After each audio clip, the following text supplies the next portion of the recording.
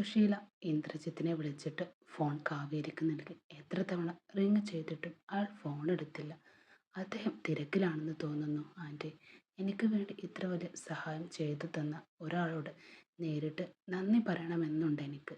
ആ നമ്പർ എനിക്ക് തന്നാൽ മതി, ഞാൻ പിന്നീട് വിളിച്ചോളാം, കാവേരി സുശീലാൻ്റിയോടായി പറഞ്ഞു. സുശീലാൻ്റി ആ നമ്പർ നൽകിയത് കാവേരി ഞെട്ടിപ്പോയി. അത് ഇന്ദ്രജിത്ത് എന്ന പേരിൽ അവളുടെ ഫോണിൽ തന്നെ നേരത്തെ സേവ് ചെയ്തിട്ടുള്ള നമ്പറായിരുന്നു അത്. അവൾ പതുക്കെ പഴയ കാര്യങ്ങൾ ഓർത്തു. അന്നെനിക്ക് പെയിൻറ്റിങ് വേണം എന്ന് പറഞ്ഞ് വിളിച്ചത് ഇദ്ദേഹമായിരുന്നു.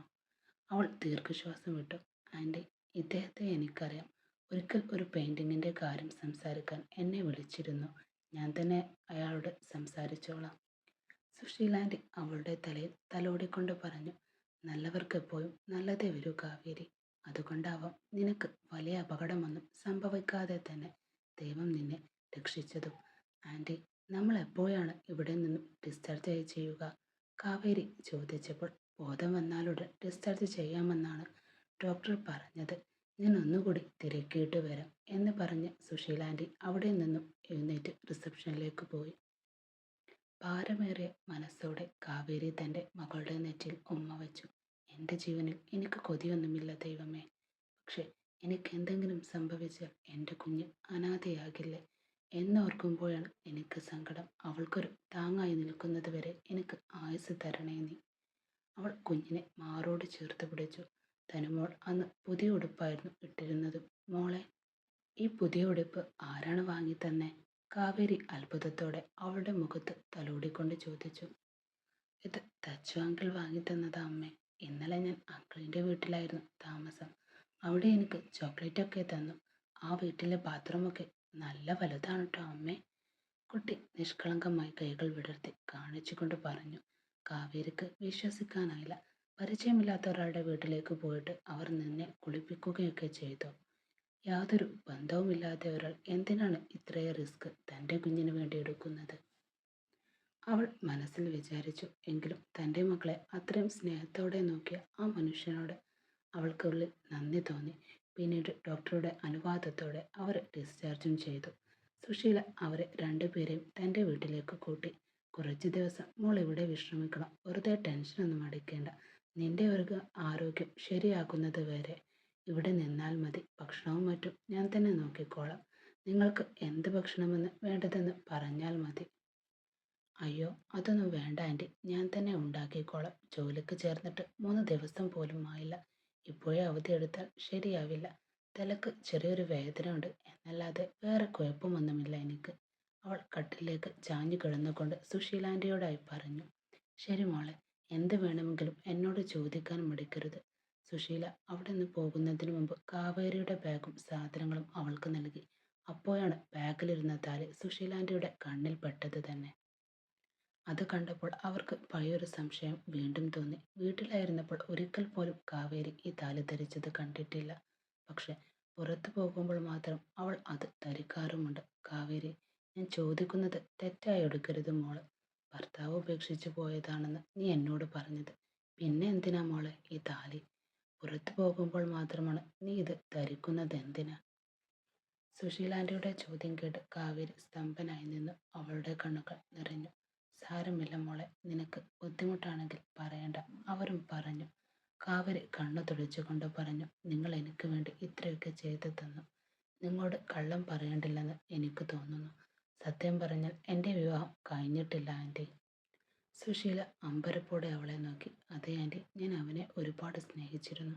പക്ഷെ അവൻ എന്നെ ചതിച്ചു. അവൻ്റെ ചതി മനസ്സിലായപ്പോഴും ഒത്തിരി വൈകിപ്പോയി. എൻ്റെ അച്ഛനും അമ്മയും ഈ കുഞ്ഞിനെ നശിപ്പിക്കാൻ പറഞ്ഞു. പക്ഷെ അതിനെനിക്ക് മനസ്സ് വന്നില്ല. അതുകൊണ്ടാണ് ഞാൻ വീട് വിട്ടിറങ്ങിയത്. ഒരച്ഛനില്ലാതെ മകളെ വളർത്തുന്നത് എത്ര കഷ്ടമാണെന്ന് ഞാൻ അറിഞ്ഞു കഴിഞ്ഞു. പുരുഷന്മാരുടെ നോട്ടത്തിൽ നിന്ന് രക്ഷപ്പെടാനും നാട്ടുകാരുടെ പരിഹാസത്തിൽ നിന്ന് കുഞ്ഞിനെ രക്ഷിക്കാനുമാണ് ഞാൻ ഈ താലി തന്നെ അണിയുന്നത്. എന്നോട് ക്ഷമിക്കണം ആൻറ്റി. വേറെ എൻ്റെ മുന്നിൽ മറ്റു വഴികളില്ലായിരുന്നു. അവളുടെ കണ്ണീർ കണ്ട് സുശീലാൻ്റിയുടെ മനസ്സ് അലിഞ്ഞു. കരയണ്ട നീ കാവേരി. ദൈവം ഒരാളെ തട്ടിമാറ്റിയാൽ മറ്റൊരാളെ നിന്റെ ജീവിതത്തിലേക്ക് തരും.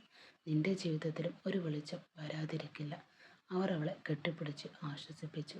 അതേസമയം ഹോസ്പിറ്റലിലേക്ക് വരികയായിരുന്ന ഇന്ദ്രജിത്ത് തൻ്റെ ഫോൺ എടുത്തു നോക്കി. കാവേരിയുടെ മിസ് കോൾ കണ്ടതും അയാൾ തിരിച്ചു വിളിക്കാൻ നോക്കുമ്പോഴാണ് കാവേരിയുടെ കോൾ അയാൾക്ക് നേരെ വീണ്ടും വരുന്നത്.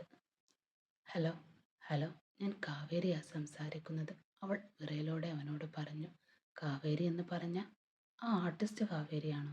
അയാൾ അത്ഭുതത്തോടെ ചോദിച്ചു. അതെ, ഇന്നലെ എന്നെ ഹോസ്പിറ്റലിൽ എത്തിച്ചതും രക്ഷിച്ചതും നിങ്ങളാണെന്നറിഞ്ഞു. എങ്ങനെ നന്ദി പറയണമെന്ന് എനിക്കറിയില്ല. ഹോസ്പിറ്റൽ ബില്ലും നിങ്ങളാണ് അടച്ചതും. അതൊന്നും എനിക്ക് സ്വീകരിക്കാൻ കഴിയില്ല.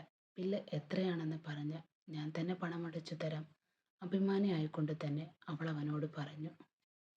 അതൊന്നും തിരിച്ചു തരേണ്ട ആവശ്യമില്ല കാവേരി. പ്രതിഫലം ആഗ്രഹിക്കാതെ ചെയ്യുന്ന സഹായത്തിന് പുണ്യം ലഭിക്കുക. എനിക്കും കുറച്ച് പുണ്യം കിട്ടിക്കോട്ടെ. ആ കുഞ്ഞിനെ നോക്കാൻ നിങ്ങൾ അനുഭവിക്കുന്ന കഷ്ടപ്പാട് എനിക്കും മനസ്സിലാകും. അയ്യോ, അങ്ങനെയൊന്നും പറയരുത് സർ. പണത്തിൻ്റെ കാര്യത്തിൽ എനിക്കാരോടും കടപ്പാടിന് വയ്യ.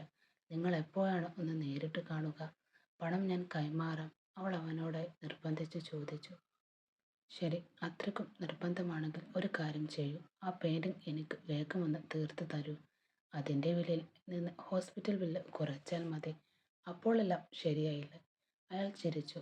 അത് കേട്ടപ്പോൾ കാവേരിയുടെ മുഖത്ത് ഒരു ചെറു പുഞ്ചിരി വിരിഞ്ഞു. ശരി, ആ പെയിൻറ്റിങ് എത്രയും വേഗം ഞാൻ എത്തിച്ചു തരാം.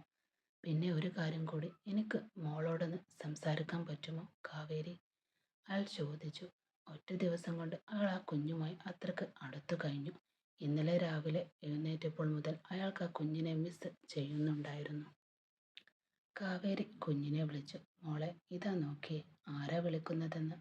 ഫോൺ ചെവിയിൽ വെച്ച് തനുമോളോടായി കാവേരി പറഞ്ഞു. ഹലോ, ഹലോ, എൻ്റെ പൊന്നുമോളെ, ഞാൻ ആരാണെന്ന് മനസ്സിലായോ? അങ്കിളിൻ്റെ ശബ്ദം കേട്ടതും കുഞ്ഞിൻ്റെ മുഖം സന്തോഷം കൊണ്ട് വിരിഞ്ഞു. അവൾ തെച്ചു അങ്കിൾ എന്നുറക്കെ വിളിച്ചു. കട്ടിലിന് മുകളിൽ കയറി അവൾ ചാടാൻ തുടങ്ങി. അവളുടെ സന്തോഷം കണ്ട് കാവേരിക്കും അത്ഭുതം തോന്നി. ഒരൊറ്റ ദിവസം കൊണ്ട് അവൾക്ക് ഇയാളെ ഇത്രയധികം ഇഷ്ടപ്പെട്ടോ എന്ന് കാവേരിയും ചിന്തിച്ചു പോയി. തനു ചാടിയത് മതി, അവർ സംസാരിക്കുന്നു, നീ അവരോട് സംസാരിക്കൂ എന്ന് കാവേരി തനുവിനോടായി പറഞ്ഞു. ഹലോ തെച്ചു അങ്കിൾ, ഞാൻ നിങ്ങളുടെ വീട്ടിലേക്ക് വരും. എനിക്ക് നല്ല ഊണ് ഉണ്ടാക്കി തരണേ. എനിക്ക് നിങ്ങളെ കാണണം. അവൾ കൊഞ്ചി പറഞ്ഞ് സംസാരിക്കുന്നത് കേട്ടപ്പോൾ അവളെ കെട്ടിപ്പിടിച്ച് മുഖം നിറയെ ഉമ്മ വെക്കാൻ ഇന്ദ്രജിത്തിന് തോന്നി. പക്ഷേ കുട്ടി അവരുടെ മുന്നിലല്ലല്ലോ. ശരി തനു, എപ്പോൾ വേണമെങ്കിലും നിന്നെ കൂട്ടി ഞാൻ നമ്മുടെ വീട്ടിലേക്ക് വരാം എന്ന് അദ്ദേഹം പറഞ്ഞു. അരമണിക്കൂറോളം ആ കൊച്ചുമിടുക്കി എന്തൊക്കെയോ അവനോട് മണിമണിയായി സംസാരിക്കുന്നുണ്ടായിരുന്നു. അപ്പോഴും പിന്നീട് അവളെ മടിയിലെടുത്ത് കവളെ ഉണ്മ നൽകിക്കൊണ്ട് കാവേരി അവളോടായി ചോദിച്ചു. അദ്ദേഹത്തെ നിനക്ക് അത്രയ്ക്ക് ഇഷ്ടമായോ തനു? അതെ അമ്മേ, തെച്ചെങ്കിൽ വീട്ടിൽ പോകാം. ആ വീട് എത്രയും വലുതാണ് എന്ന് പറഞ്ഞവൾ തൻ്റെ കുഞ്ഞു കൈകൾ വിടർത്തി കാണിച്ചുകൊണ്ട് അമ്മയോട് പറഞ്ഞു. കൊട്ടാരം പോലെ എളിവിട്ട് നിന്നെ ഞാൻ മഹാറാണിയായി നോക്കിക്കൊള്ളാം കാവൂ എന്ന് ഒരിക്കൽ ഒരാൾ പറഞ്ഞ വാക്കോർത്ത് അവളുടെ കണ്ണുകൾ നിറഞ്ഞുപോയി.